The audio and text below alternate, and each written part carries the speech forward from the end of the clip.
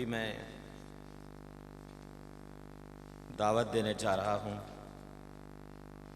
اپنے مہمان خصوصی سرمایہ اہل سنت، ترجمان علماء حق،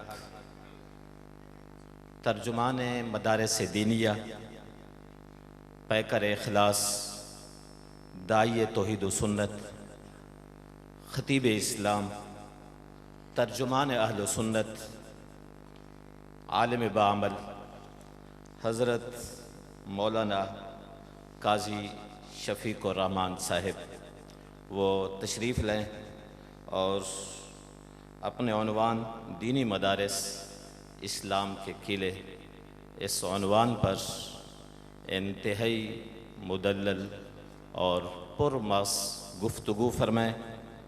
پیکر اخلاص، داعی توحید و سنت، خطیب اسلام، ترجمان اہل سنت، سرمایہ اہل سنت، ترجمان علماء حق، ترجمان مدارس دینیہ، حضرت مولانا قاضی شفیق الرحمان صاحب آف راولپنڈی۔ نحمده ونصلي ونسلم على رسوله الكريم، اما بعد فاعوذ بالله من الشيطان الرجيم، بسم الله الرحمن الرحيم۔ هل يستوي الذين يعلمون والذين لا يعلمون انما يتذكر اولو الالباب۔ قال النبي صلى الله عليه وسلم: ادبوا اولادكم على 3 خصال: حب نبيكم وحب اهل بيته وتلاوة القرآن، او كما قال صلی اللہ علیہ وسلم: صدق اللہ وصدق رسولہ النبی الکریم۔ لائق صد تعظیم و تکریم حضرات علماء کرام، معززین اور میرے محترم سامعین، میں مشکور ہوں مخدوم و مکرم پیر طریقت حضرت مولانا ریاض صاحب زید مجدہ کا، جنہوں نے ہم سب کو یہاں جمع ہونے کا موقع عطا فرمایا، اور میں مبارکباد بھی پیش کرتا ہوں اس خوبصورت پروگرام کے انعقاد پر اور ان تمام تر دینی کاوشوں پر۔ اللہ تعالیٰ اپنی بارگاہ میں قبول فرمائے اور اس کی بہترین جزا حضرت کو اور ان کی پوری ٹیم کو عطا فرمائے۔ وقت مختصر ہے، میں بس چند باتیں آج کی مجلس کی مناسبت سے عرض کر کے اجازت چاہوں گا۔ بچپن میں ہم جب اسکول پڑھتے تھے، ہم نے واقعہ ایک پڑھا اور سنا تھا۔ کسی بستی کے اندر کچھ لوگ رہتے تھے لیکن کوئی تعلیمی ادارہ نہ تھا۔ ساتھ والی دوسری بستی میں کوئی تعلیمی ادارہ تھا۔ دونوں بستیوں کے بیچ میں ایک ندی بہتی تھی۔ ندی کو پار کرنے کا واحد ذریعہ ایک کشتی تھی۔ اس بستی کے بچوں کو پڑھنے کے لیے دوسری بستی کشتی میں سوار ہو کر جانا پڑتا۔ کشتی کو چلانے والا ایک سیدھا سادہ بھولا بھالا ملاح بوڑھا آدمی تھا۔ بچے عموماً اور طبعاً شرارتی ہوتے ہیں، پھر شرارتی بچوں کے ہتھے کو سیدھا سادہ بندہ چڑھ جائے تو ان کی شرارت کا لطف کیا ہو جاتا ہے؟ دوبالا ہو جاتا ہے۔ بابا ان غریبوں کے ہتھے چڑھ گیا۔ اب ان کی طریقہ واردات یہ تھا کہ وہ بچے روزانہ آپس میں مشورہ کر کے ایک مشکل سا سوال سلیکٹ کرتے کہ آج بابا جی سے یہ سوال پوچھیں گے، بابا جی کو جواب نہیں آئے گا، پھر ہم بابا جی کے ساتھ دل لگی کریں گے، مذاق اڑائیں گے، چھیڑ چھاڑ کریں گے۔ مشورہ کر کے ایک دن کشتی میں بیٹھے، کشتی بیچ دریا کے پہنچی تو بچوں نے بابا جی سے پوچھا، بابا جی یہ سائنس اور ٹیکنالوجی کی صدی ہے، آپ فزکس، کیمسٹری، بایو کے بارے میں کیا جانتے ہیں؟ بابا ہکا بکا ان کو دیکھنے لگا، کہنے لگا پترو ایڈے اوکھے نہ تے میں پہلی باری سنے، میری بلا جانے فزکس کیمسٹری بایو کیا ہے، مجھے یہ آتی تو یہاں دھکے کھاتا، مجھے تو کچھ نہیں پتا۔ بچوں نے تالیاں بجائی، شور کیا اور پیٹ کر تالیاں کہنے لگے then you have wasted half of your life. Science اور ٹیکنالوجی کے دور میں آپ کو فزکس کیمسٹری کے نام نہیں آتے؟ آپ نے تو اپنی آدھی زندگی کیا کر دی؟ برباد کر دی. اگلے دن پھر سوار ہوئے, پھر پوچھا بابا جی الجبرا, میتھمیٹکس اور ریاضی کے بارے میں کیا جانتے ہیں؟ بابا جی نے پھر نفی میں جواب دیا. انہوں نے پھر تالیاں پیٹی اور بولا آپ نے اپنی آدھی ڈبو دی. الغرض وہ روز سوال کرتے, روز نفی میں جواب ملتا, اور روز وہ بچے تالیاں پیٹ کے کہتے آدھی ڈبو دی, آدھی ڈبو دی, آدھی ڈبو دی. ایک دن بچے کشتی میں سوار تھے, بیچ ندی کے جب کشتی پہنچی تو ندی میں طغیانی اور طوفان آ گیا. اب بابا جی کی باری تھی.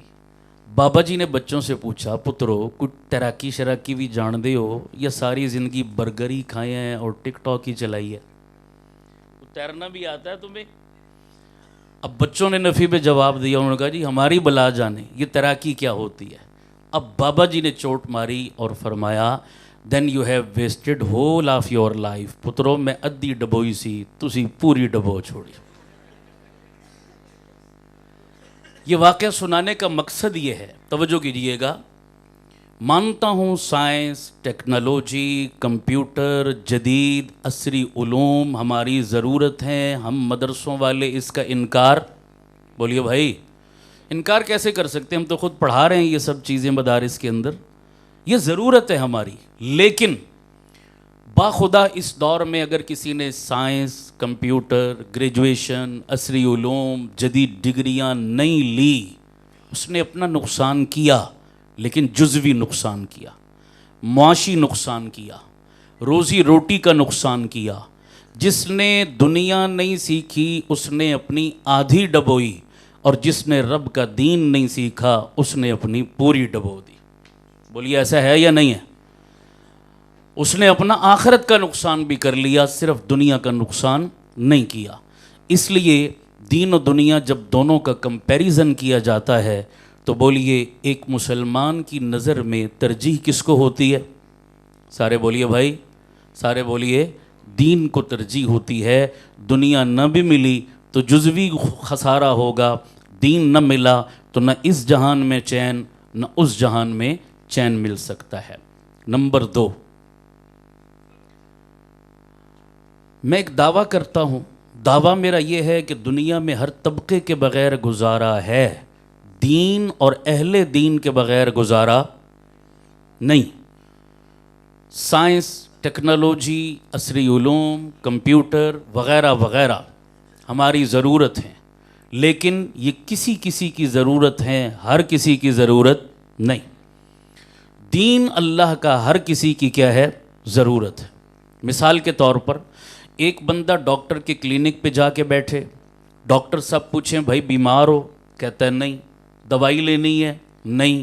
تو پھر میرے کلینک پہ کیا لینے آئے ہو؟ جاؤ اپنا کام کرو, نہ اپنا وقت ضائع کرو نہ میرا وقت ضائع کرو. آپ کسی وکیل صاحب کے پاس تبھی جائیں گے جب آپ نے مقدمہ لڑنا ہے, کیس لڑنا ہے, تھانے کچہری جانا ہے. اگر مقدمہ نہیں لڑنا تو آپ کو وکیل کی ضرورت.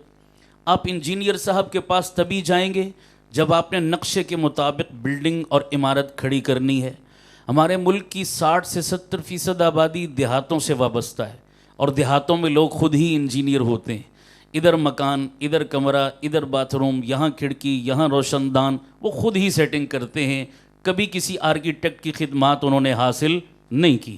2-3 مثالوں سے پتہ چلا ڈاکٹر مریض کی ضرورت ہے, صحت مند کی ضرورت, وکیل مقدمہ لڑنے والے کی ضرورت ہے, مقدمہ بازی جس نے نہیں کرنی اس کی ضرورت, آرکیٹیکٹ اور نقشہ نویس اس کی ضرورت جس نے نقشہ ڈیزائن کروانا, جس نے نہیں کروانا اس کی ضرورت نہیں. لیکن اللہ کی قسم اٹھا کے کہتا ہوں, اللہ کا دین اور اللہ کا قرآن, ڈاکٹر کی بھی ضرورت, انجینئر کی بھی ضرورت, وکیل کی بھی ضرورت, سائنٹسٹ کی بھی ضرورت, شہری اور دیہاتی کی بھی ضرورت, مرد و عورت کی ضرورت, عالم و جاہل کی ضرورت, امیر و غریب کی ضرورت, بادشاہ و رعایا کی ضرورت, تخت نشین اور بوریا نشین کی ضرورت. جس نے نبی کا کلمہ پڑھا ہر طبقے کے بغیر اس کا گزارا ہو سکتا ہے، رب کے دین کے بغیر اس کا گزارا نہیں ہو سکتا۔ اب اگلی دلیل پہ ذرا توجہ کیجئے گا۔ جب میں نے کہا دین بنیادی ضرورت ہے تو پروردگار نے اس ضرورت کو کیسے پورا کیا؟ قانون قدرت بھی یہی ہے اور قانون فطرت بھی یہی ہے۔ اللہ تعالیٰ فرماتے ہیں جس چیز کے بغیر گزارا نہ ہو میں عام بھی کرتا ہوں، مفت بھی کرتا ہوں۔ جس کے بغیر گزارا ہو سکتا ہو میں کم بھی کرتا ہوں، مہنگا بھی کرتا ہوں۔ مثال کے طور پر آپ مجھے پینے کے لیے پانی نہ دیں، ہو سکتا ہے میں ہفتہ بھر زندہ رہ لوں۔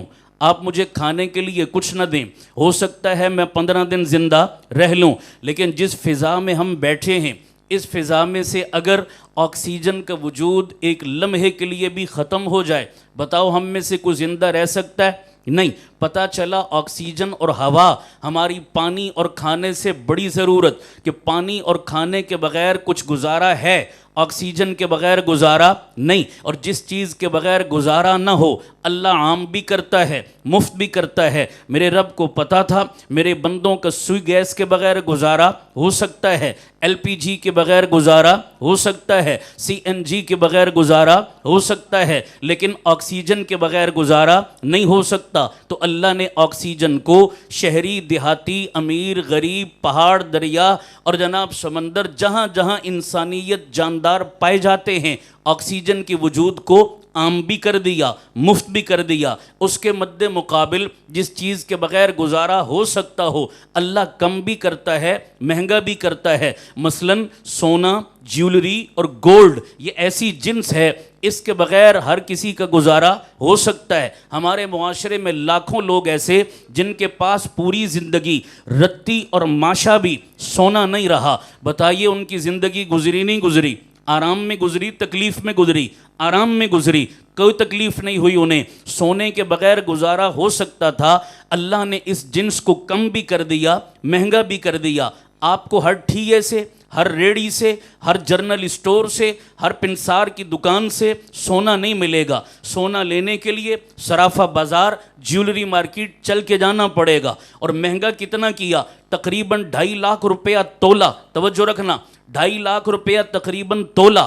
غریب کا بچہ تمنا کر سکتا ہے مگر خرید نہیں سکتا، اس کی پہنچ سے باہر ہے۔ میرا رب جانتا تھا اس جنس کے بغیر گزارا ہے، اللہ نے کم بھی کر دیا، مہنگا بھی کر دیا۔ اب ان دونوں مثالوں کو ذہن میں رکھو، میں اپنا مدعا عرض کرنے لگا ہوں۔ میرا رب جانتا تھا میرے بندوں کا سائنس کے بغیر، کمپیوٹر کے بغیر اور جناب عصری علوم کے بغیر گزارا ہو سکتا ہے، اللہ نے کم بھی کیے، مہنگے بھی کیے۔ آپ کا اتنا بڑا شہر گجرانوالا، اس گجرانوالا میں ٹاپ کی یونیورسٹی کوئی ایک آدھی ہوگی، ٹاپ کا ادارہ کوئی ایک آدھی ہوگا۔ ہر گلی محلے میں عصری تعلیم کا کوئی معیاری ادارہ آپ کو نہیں ملے گا۔ اور اس ٹاپ کی یونیورسٹی میں امیر کا بچہ تو داخلہ لے سکتا ہے، غریب کا بچہ تمنا کر سکتا ہے، داخلہ نہیں لے سکتا۔ امیر کا بچہ ایل ایل بی کرے گا، ایم فل کرے گا، ماسٹر کرے گا، لا کرے گا، ڈگری افورڈ کر سکتا ہے، اس کی جیب اجازت دیتی ہے۔ غریب کا بچہ آرزو کر سکتا ہے، یہ ڈگری لینا اس کے بس کی بات نہیں ہے۔ اللہ جانتا تھا ان چیزوں کے بغیر میرے بندوں کا گزارا ہو سکتا ہے، اللہ نے کم بھی کی ہیں، مہنگی بھی کی ہیں۔ اس کے مد مقابل میرا رب جانتا تھا میرے بندوں کا دین کے بغیر گزارا نہیں، قرآن کے بغیر گزارا نہیں، علوم نبوت کے بغیر گزارا نہیں۔ تو جب قرآن کے بغیر گزارا نہ تھا تو قرآن کی تعلیم کو دینی مدارس کی شکل میں ہر گلی محلے میں عام بھی کر دیا ہے، مفت بھی کر دیا ہے۔ میرا پوائنٹ سمجھ آیا نہیں آیا؟ میں عصری علوم کی نفی نہیں کر رہا، میں فتویٰ نہیں لگا رہا کہ وہ سیکھنا جائز نہیں، وہ پڑھنا غلط ہے، میں کمپیریزن کر رہا ہوں، تقابل کر رہا ہوں۔ میرا رب جانتا تھا جس چیز کے بغیر گزارا نہیں، اللہ نے ہر امیر و غریب کی دسترس میں کی ہے یا نہیں کی ہے؟ تو قرآن کے بغیر گزارا نہیں۔ اب آج کے دور میں کسی بندے کا بیٹا ڈاکٹر نہ بن سکا، وکیل نہ بن سکا، انجینئر نہ بن سکا، سمجھ میں آتی ہے۔ کیا سمجھ میں آتی ہے؟ کہہ سکتے ہیں جناب میں جس علاقے میں رہتا ہوں وہاں کوئی اچھا ادارہ ہی نہیں۔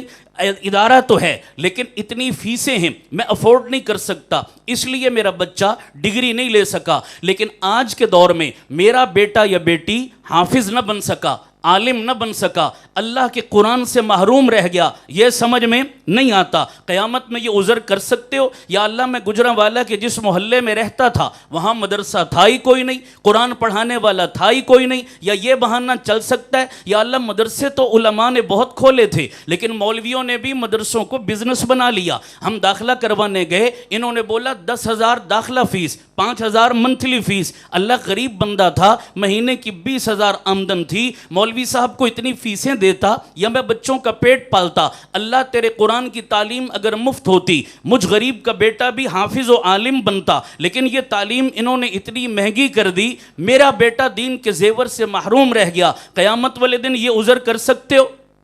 اونچی آواز سے بولو بھائی، یہ عذر نہیں چل سکتا، اس لیے میرا رب جانتا ہے دین کے بغیر گزارا نہیں۔ اللہ نے ہر جگہ عام بھی کیا ہے، مفت بھی کیا ہے۔ بات سمجھ آ رہی میری؟ تیسری بات، سارے بات بھائی اس کو دل پر لکھو، دین کی تعلیم کتنی اہمیت کی حامل، توجہ رکھیے گا میری بات پر، کتنی اہمیت کی حامل۔ آپ نے ایک حدیث پاک سنی ہے، بیان کیا جاتا ہے، اس حدیث کی سند پر محدثین نے کلام کیا، لیکن اس کا مفہوم اپنی جگہ درست ہے۔ حدیث کیا ہے؟ اللہ کے نبی نے فرمایا جس کا مفہوم کہ علم حاصل کرنا ہر مسلمان مرد عورت پر، سارے بولیے بھائی۔ اب فرض کی ڈیفینیشن کیا؟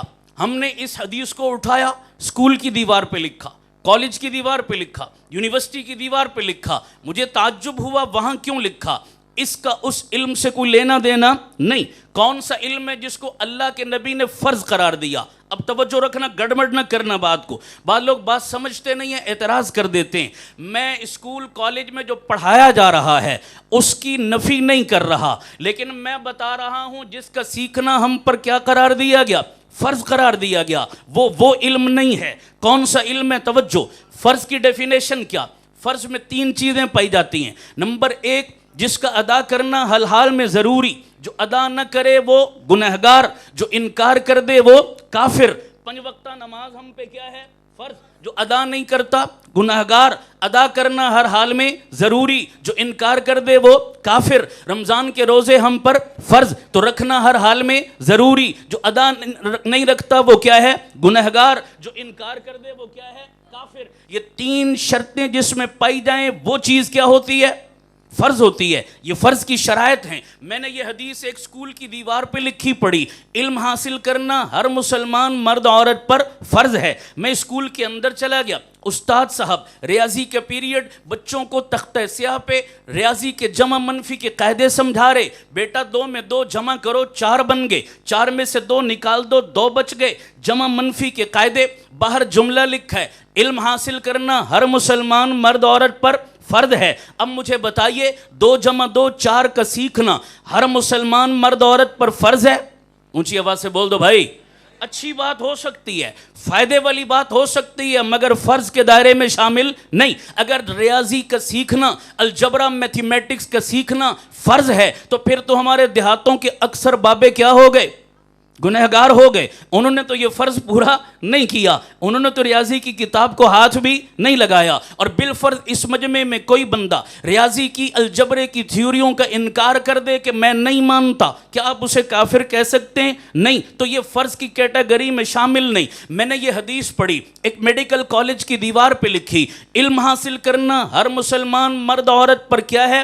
فرض ہے۔ میں اندر چلا گیا، میری نظر ایک لیبارٹری پہ، ایک تجربہ گاہ پہ پڑی۔ ڈاکٹر حضرات نے جو تھیوری پڑھی تھی اس کا پریکٹیکل اس لیبارٹری اور تجربہ گاہ میں کر رہے تھے۔ ڈاکٹر اپنی پریکٹس کا آغاز مینڈکوں کے آپریشن، جانوروں کے آپریشن سے کرتے ہیں، وہ مینڈکوں کا آپریشن کر رہے، بار جملہ لکھا ہے علم حاصل کرنا ہر مسلمان مرد عورت پر فرض ہے۔ میں سر پکڑ کے بیٹھ گیا، یا اللہ یہ مینڈکوں کا آپریشن سیکھنا ہر مسلمان مرد عورت پر فرض ہے؟ اونچی آواز سے بولو بھائی۔ اگر یہ فرض ہے پھر تو ہم سب کیا ہو گئے؟ گنہگار ہو گئے۔ اور ہمارے معاشرے کے لاکھوں لوگ ہیں جو آپ کی میڈیکل سائنس کو ماننے کے لیے تیار۔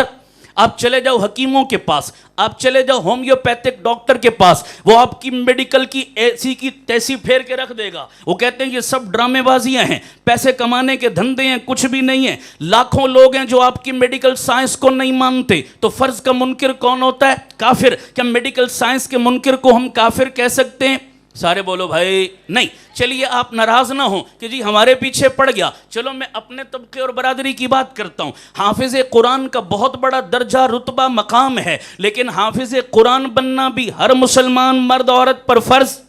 عالم دین کی بڑی شان، بڑا رتبہ اور مقام ہے، لیکن عالم دین بننا بھی ہر مسلمان مرد عورت پر فرض نہیں. پھر گجرانوالہ والوں کے ذہن میں سوال آئے گا، مولانا نہ ڈاکٹر بننا، نہ انجینئر، نہ وکیل، نہ انگریزی، نہ ریاضی، نہ حافظ، نہ عالم، جب کچھ بھی فرض نہیں تو نبی کے فرمان کا مطلب کیا ہوا کہ علم حاصل کرنا ہر مسلمان مرد عورت پر فرض ہے. اللہ کے نبی نے یہ بات ایسے تو نہیں ارشاد فرما دی. اب توجہ رکھیے گا، اللہ ہمیں 3 دن کے لیے تبلیغی جماعت والوں کے ساتھ جانے کی توفیق عطا فرمائے. آمین کہہ دو سارے. ابھی ان کے ساتھ نکلو نا تو یہ تبلیغ والے اکثر ایک جملہ بولتے نظر آتے ہیں کہ جی دین کا اتنا علم حاصل کرنا جس سے جائز ناجائز، حلال حرام، پاکی ناپاکی اور اچھے برے کی تمیز ہو جائے، اتنا علم حاصل کرنا ہر مسلمان مرد عورت پر. سمجھ آ رہا ہے جملہ؟ چلو میں مثال دیتا ہوں. مثال کے طور پر ہم نماز پڑھتے ہیں، نماز میں سورۃ الفاتحہ پڑھتے ہیں. سورۃ الفاتحہ شروع ہوتی ہے الحمد، ہا آتی ہے. اکثر لوگ جنہوں نے قرآن مجید مدرسے میں قاری صاحب کے پاس نہیں پڑھا، عام محلے کے بابے اور ماسیوں کے پاس قرآن پڑھتے ہیں، جن کا اپنا قرآن غلط اور آگے لوگوں کو بھی غلط سکھاتے ہیں. اب اکثر لوگ اس لفظ کو کیا پڑھتے ہیں؟ الحمد کے بجائے الحمد، 2 آنکھوں والی ہا پڑھتے ہیں. لفظ الحمد، اس کا معنی کیا ہے؟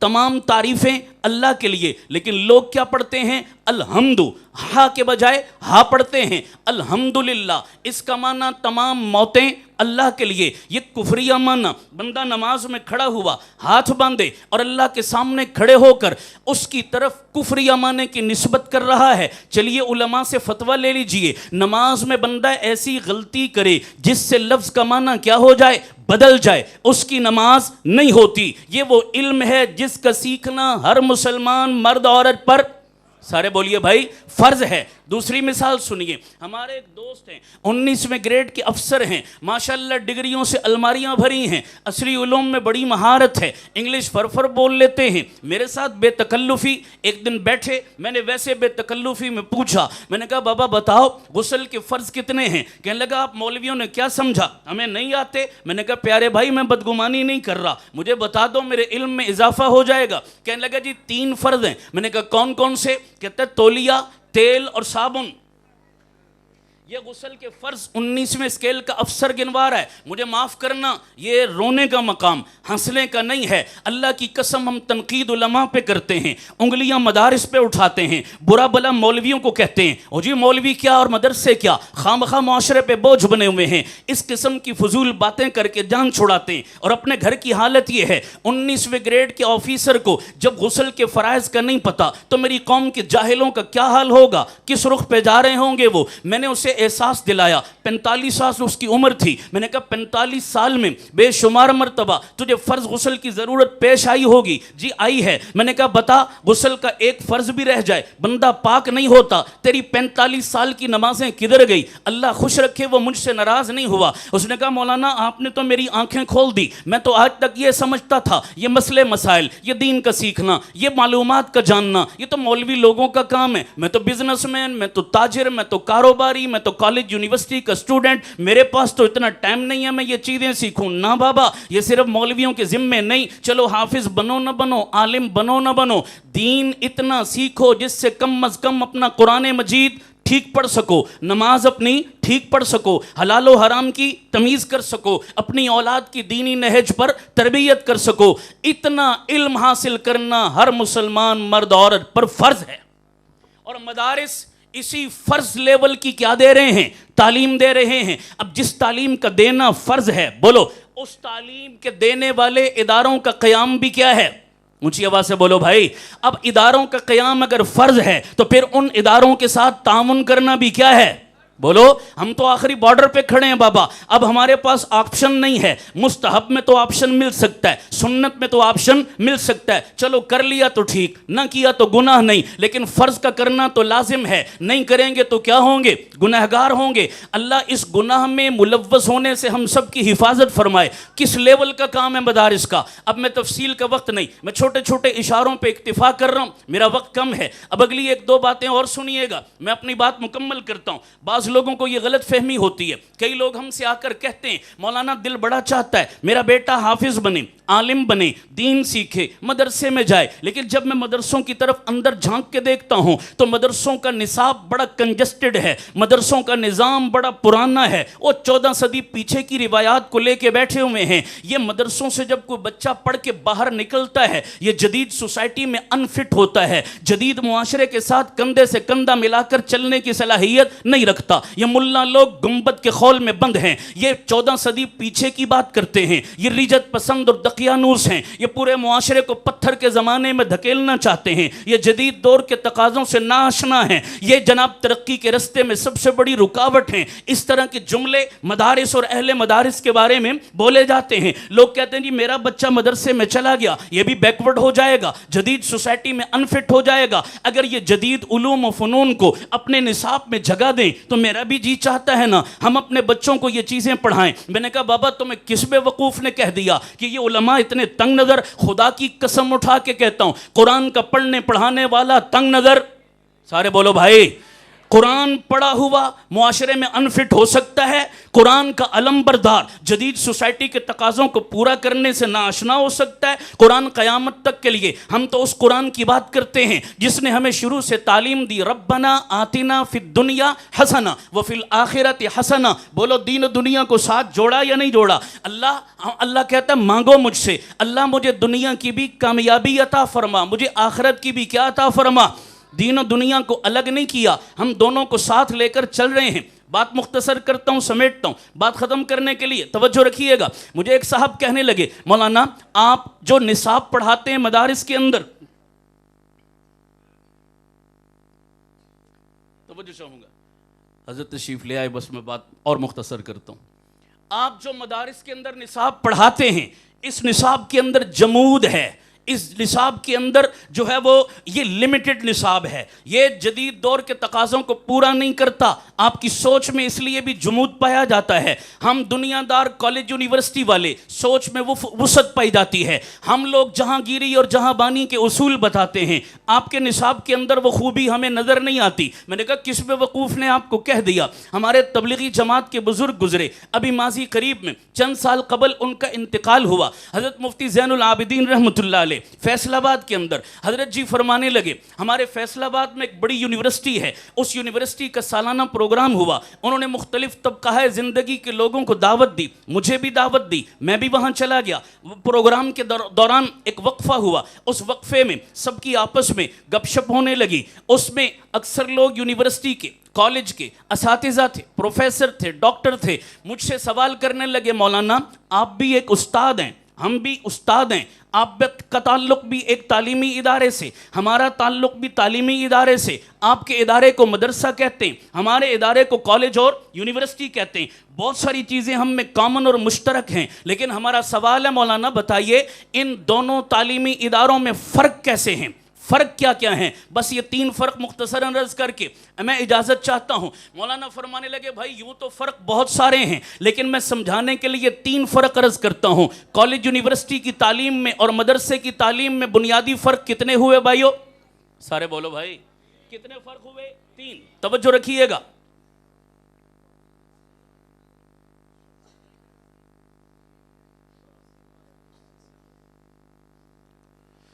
توجہ چاہوں گا، وقت کم ہے بھائی، توجہ ہے آپ سب کی؟ توجہ میری جانب ہے؟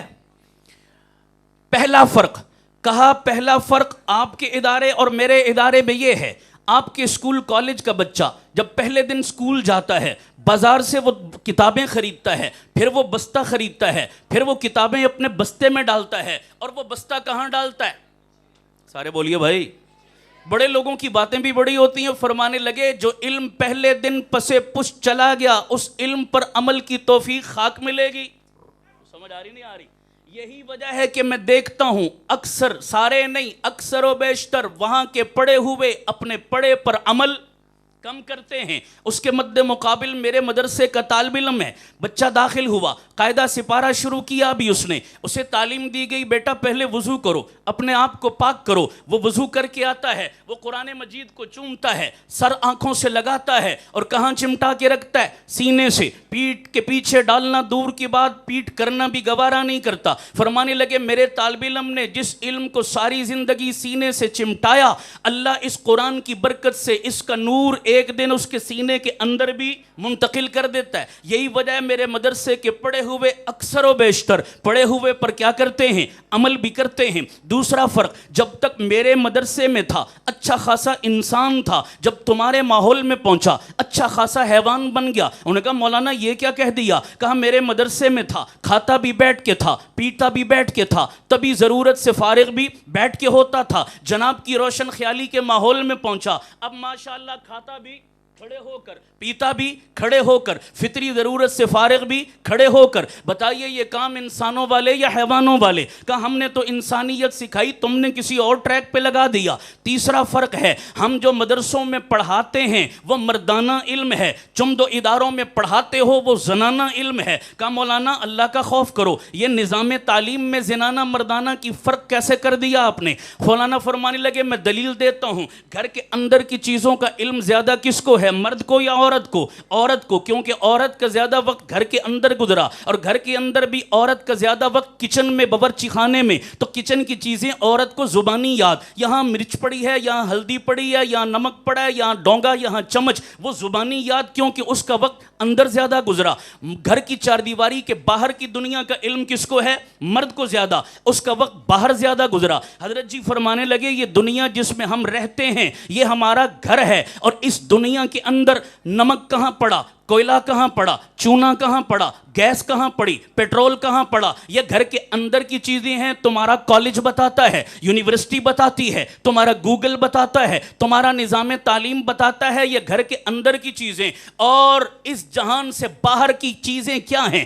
آسمانوں سے اوپر کیا، زمینوں سے نیچے کیا، کائنات میں جب کچھ نہ تھا تو کیا تھا، جب کچھ نہ ہوگا تو کیا ہوگا۔ یہاں تمہارا نظام خاموش ہے، جہاں تمہارے کالج یونیورسٹی والے چپ کر گئے، میرے مدرسے کے طالب علم نے قرآن ہاتھ میں لے کر وہاں سے بولنا شروع کیا ہے۔